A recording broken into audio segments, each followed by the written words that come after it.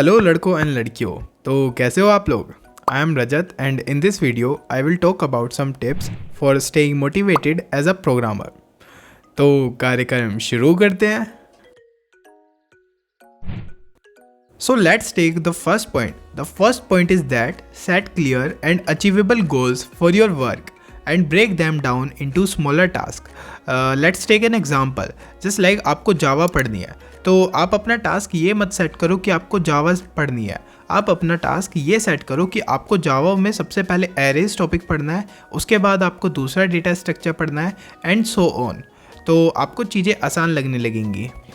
The point number 2 is that create a schedule and stick to it, including dedicated time for breaks and exercise. आप अपनी breaks and exercise के लिए भी उसमें time note कीजिए, क्योंकि अगर आप सिर्फ एक प्रोग्रामिंग का टाइम टेबल बना रहे हो जिसमें आपने पूरे 24 में से 20 आवर्स आपने कोडिंग के लिख रखे हैं, तो ये बहुत ज़्यादा एक गलत टाइम टेबल साबित हो सकता है। तो एक ऐसा टाइम टेबल बनाओ जिसमें आपके पास ब्रेक के लिए भी टाइम हो एंड एक्सरसाइज के लिए भी टाइम हो। The point number 3 is that minimize your distractions by turning off your notifications.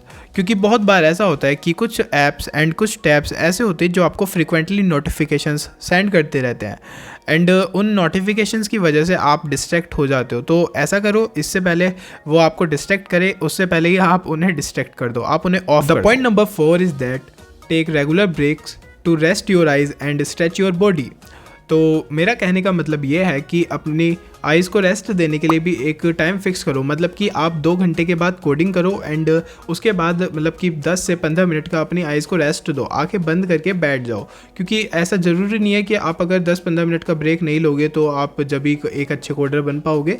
आपकी अगर आप अपनी आइज़ को रेस्ट दोगे ना, या फिर अपनी बॉडी को भी थोड़ा थोड़ा रेस्ट दोगे, एक ऐसा टाइम टेबल शेड्यूल करोगे, तो मैं बोल सकता हूँ कि आप एक प्रोडक्टिव स्टडी कर रहे हो। क्योंकि अपनी हेल्थ को थोड़ा नुकसान पहुँचा के थोड़ी स्टडी फास्ट करना is not a good option for you.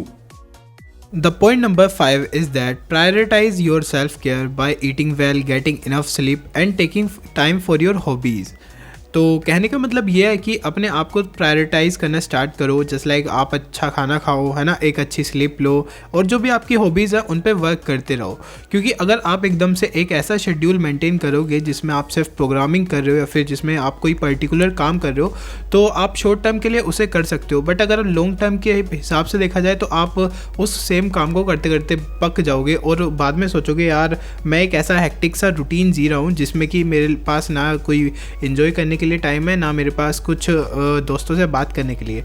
तो कहने का ओवरऑल मतलब ये है कि एक ऐसा टाइम टेबल सेट भी करना है आपको जिसमें कि आपके हर काम के लिए टाइम होना चाहिए। जस्ट लाइक आपकी कोई हॉबी है तो आप उसे भी फुलफ़िल करो। जस्ट लाइक मेरी यूट्यूब पे वीडियोस बनाना हॉबी है ना, तो मैं उसे फुलफ़िल कर रहा हूँ, तो मैंने भी एक ऐसा टाइम टेबल बना रखा है, ठीक है। तो आप भी एक ऐसा मेंटेन करो। जस्ट लाइक आपको बैट बॉल खेलने में मन लगता है तो आप उसे भी एक टाइम सेट करो, ठीक है। जो भी ये एक एग्जाम्पल था। The point number 6 is that find ways to stay motivated and engaged with your work such as learning new skills.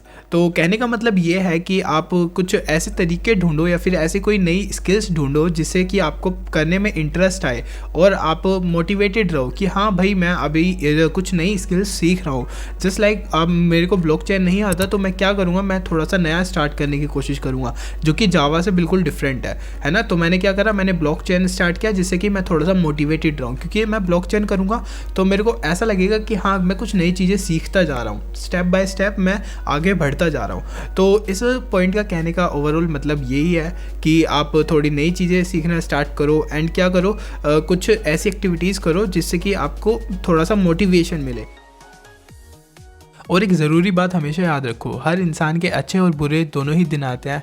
तो ट्राई करो कि आप थोड़ा से मोटिवेट रहो, डिमोटिवेशन को थोड़ा सा हटाने की कोशिश करो। और अगर कोई दिन ऐसा चला भी जाता है जिस अच्छे से आउटपुट नहीं आता है तो कोई भी दिक्कत मत लो। आप बस क्या करो, थोड़ा सा हार्ड वर्क करते रहो एंड मज़े करते रहो एंड ऐसे ही मुस्कुराते रहो।